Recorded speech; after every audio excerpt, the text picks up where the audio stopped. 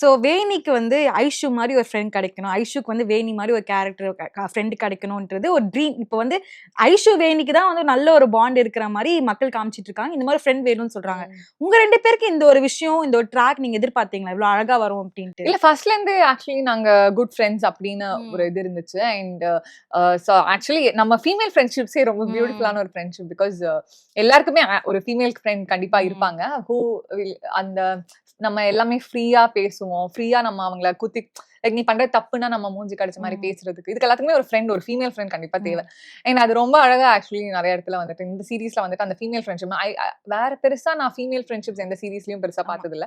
But இதுல வந்து அத பயங்கரமா நல்லா எழுதியிருக்காங்க, நல்லா ஜஸ்டிஃபை பண்ற மாதிரி இருக்குன்னு நினைக்கிறேன் இந்த கேரக்டர்ஸும். ஓகே, உங்க real and real friend Abhinaya பத்தி சொல்லுங்க. ஆக்சுவலி அபிநயா வந்துட்டு அதே மாதிரி தான், ஐஷு மாதிரியே கிடையாது. அபிநயா ஐஷு கேரக்டர் பாத்தீங்கன்னா ரொம்ப கொஞ்சம் அந்த திமிர் இருக்கும், நான் தான் நெடுமாறன் பொண்ணு அந்த மாதிரி இருக்கும். அண்ட் அவங்க அவ்வளவா சிரிக்க மாட்டாங்க. அவங்க வந்து ரொம்ப கன்ஃபியூஸ்டான ஒரு பர்சனாலிட்டியா இருப்பாங்க. பிகாஸ் அவங்களுக்கு மியூசிக் இருக்கும் அண்ட் ஆல்சோ அவங்களுக்கு குக்கிங் அந்த மாதிரி ஒரு கன்ஃபியூஷன் ஸ்டேட்ல தானே இருப்பாங்க. பட் அபிநயா ஆக்சுவலி ரொம்ப ஜாலி, ரொம்ப ஸ்வீட், அவ்வளவா சிரிச்சுக்கிட்டே இருப்பா. அவ ஒரு மாதிரி ரொம்ப ஃபன். பிகாஸ் நாங்க செட்ல ஃபர்ஸ்ட் ஸ்டார்டிங் பாத்தீங்கன்னா நானும் அபியும் பேச ஆரம்பிச்சப்போ எங்களுக்கே ஒரு இன்ஸ்டன்ட் கனெக்ட் இருந்துச்சு. நாங்க ரொம்ப நல்ல ஃப்ரெண்ட்ஸ் ஆக்சுவலி. And she's